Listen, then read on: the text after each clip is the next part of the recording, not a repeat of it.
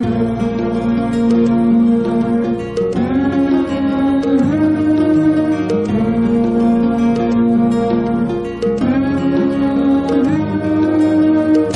अलग और अजब गजब है भाषाएं भारत की, अलग अलग और अजब गजब है भाषाएं भारत की,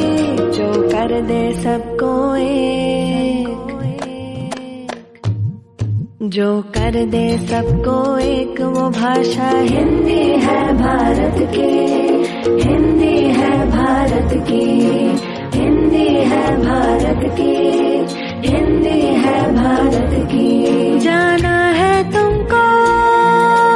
जाओ जहां, जाना है तुमको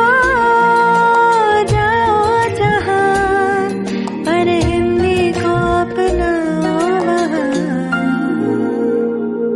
जो सबके मन बस जाए,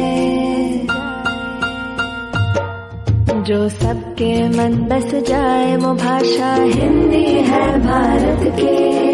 हिंदी है भारत की, हिंदी है भारत की, हिंदी है भारत की।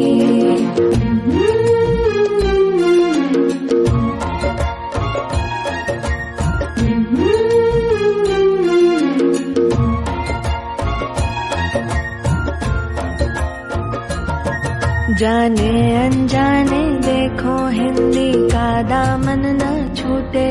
अपनी मिट्टी अपनी भाषा से देखो हम न रूठे। जाने अनजाने देखो हिंदी का दामन न छूटे, अपनी मिट्टी अपनी भाषा से देखो हम न रूठे। जाना है तुमको जाओ जहां। 14 सितंबर 1949 को देवनागरी लिपि में लिखी जाने वाली हिंदी भाषा को भारत की राजभाषा के रूप में घोषित किया और हिंदी भारत के व्यवहार की एक प्रमुख कार्यालयीन व्यवहार की एक प्रमुख भाषा बनी। तो ये जो हिंदी भाषा है वह हमारी राजभाषा है और उसका जो माधुर्य है, उसका जो पूरा जो स्वरूप है, उस स्वरूप को देखते हुए निश्चित तौर पर हिंदी को हमने केवल व्यावहारिक रूप में या व्यावहारिक व्यवहार के लिए, कार्यालयीन व्यवहार के लिए उसे नहीं स्वीकारना है, तो उसे अपने मन से हमें स्वीकारना है। ये हमारी मानसिकता जो है वो निश्चित तौर पर हमने बनाकर पश्चिम तक गौर करें, भारत का ये जो विशाल जो भूभाग है उस पर गौर करें तो वहाँ पे अधिकांश मात्रा में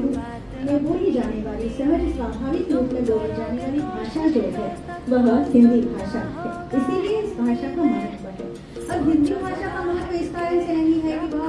क्योंकि उनका विश्वास था कि हिंदी भाषा में हम अधिकांश लोगों तक पहुँच सकते हैं, अधिकांश लोगों से संवाद स्थापित कर सकते हैं। अब कोई भी भाषा जब अधिक विस्तारित होती है, उसका विस्तार बढ़ता है, तो फिर उस प्रदेश की सांस्कृतिक गरिमा जो है वह उस भाषा में अभिव्यक्त होने लगती है। और इस बात ये महत्व जो है, ये महत्व अंग्रेजों ने भी जान लिया था और इसी कारण कलकत्ता में आजादी के पूर्व काल में कलकत्ता में सीताराम पोस्ट,